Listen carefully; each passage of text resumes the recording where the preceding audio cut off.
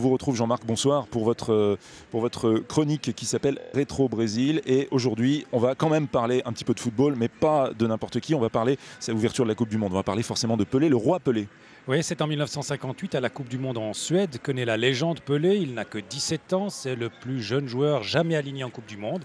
Et il va marquer cette Coupe du Monde de sa classe et de son culot, notamment en finale où il marque un splendide but où il efface le dernier défenseur d'un magistral coup du sombrero dans les 16 mètres avant de fusiller le gardien d'une lumineuse reprise de volée. Vous savez ce que c'est le coup du sombrero? Non, j'allais vous demander, puis je n'osais pas. Oui, alors vous lobez votre adversaire, passant la balle par-dessus, vous le contournez et vous reprenez et vous marquez. Facile. Oui, c'est pas mal. Tranquille. Donc un but d'anthologie que l'on repasse dans toutes les écoles de foot. Des buts, il va en marquer, Pelé, 1281 fois.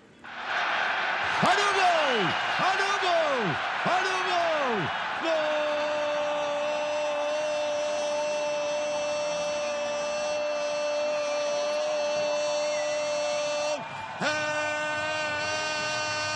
do Brasil.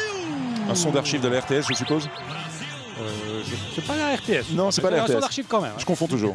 Donc 1958, Pelé dans l'histoire conquiert la première de ses 3 Coupes du Monde, la dernière au Mexique en 1970. C'est le meilleur joueur de tous les temps, le plus élégant, le plus technique. Alors Pelé, c'est son surnom. Il est né Edson Arantes do Nascimento. Son père, fonctionnaire, est un modeste joueur amateur, mais il emmène avec lui son fils aux entraînements. Rapidement repéré, il arrête l'école et ne vit que pour le football dès ses 13 ans et rejoint à 15 ans le Santos FC où il devient un professionnel. Santos, son club auquel il restera fidèle jusqu'à la fin de sa carrière brésilienne en 1974. 18 ans de fidélité au même club, c'est rare. Il s'impose rapidement et à 16 ans intègre la sélection nationale brésilienne. Il marque déjà lors de son premier match et il sera donc du voyage en Suède pour la Coupe du Monde où la Seleção gagne 5-2 en finale contre la Suède. Le Brésil s'impose 4 ans plus tard au Chili, échec en revanche en 66 en Angleterre, mais ce n'est que partie remise. Car en effet, en 1970, Pelé au Mexique devient cette fois vraiment le roi du monde. Oui, c'est sa dernière Coupe du Monde. Pelé a 30 ans, il est en pleine maturité, il va éclipser tous les autres joueurs. C'est la première Coupe du Monde d'ailleurs retransmise en direct et en couleur dans le monde entier.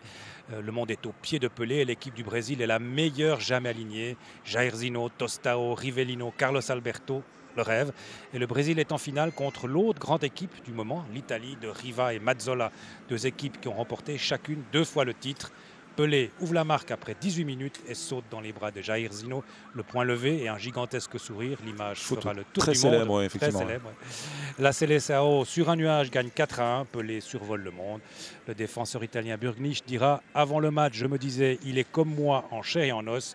J'ai compris que je m'étais trompé. » Au Brésil, c'est du délire et la junte militaire tente de récupérer à son avantage la vague de sympathie née de la victoire brésilienne, je vous en ai parlé hier, oui.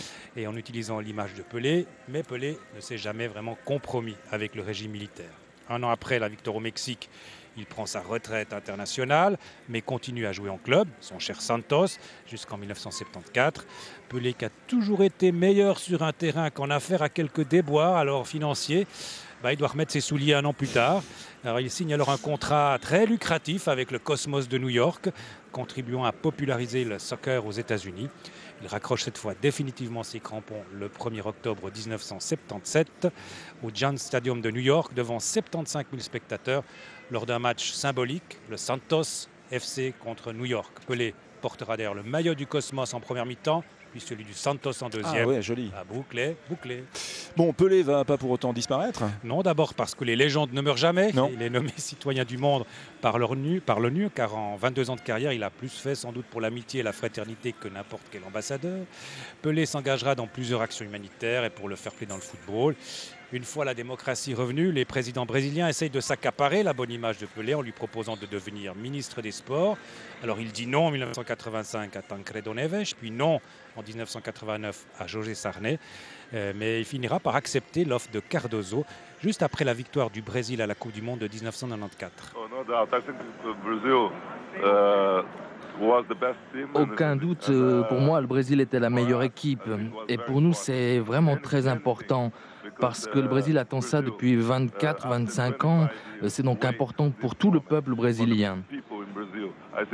Et moi, personnellement, je suis fier de cette Coupe du Monde parce que j'ai œuvré pour sa promotion en Amérique. Et tout s'est bien passé, pas de violence. Et en plus, le Brésil a gagné, donc tout va bien. no problem, and Brazil won. This is great.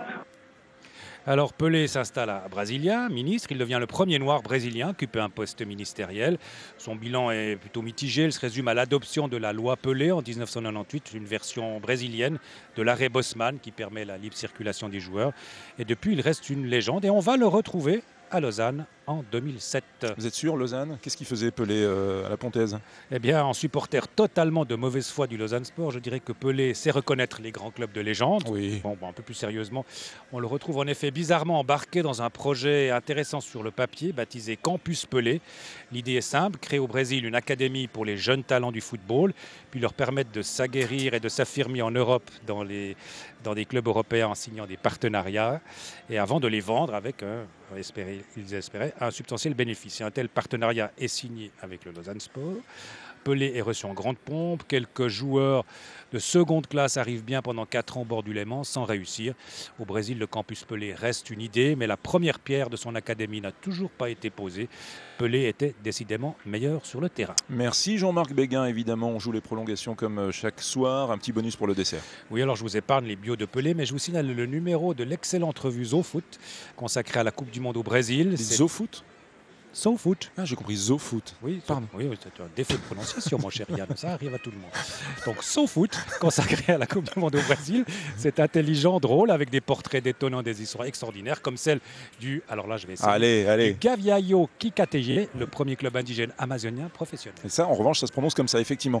Bon, allez, à demain pour le dernier épisode. Nous évoquerons un autre grand personnage de l'histoire brésilienne, le président Lula. Merci, Jean-Marc.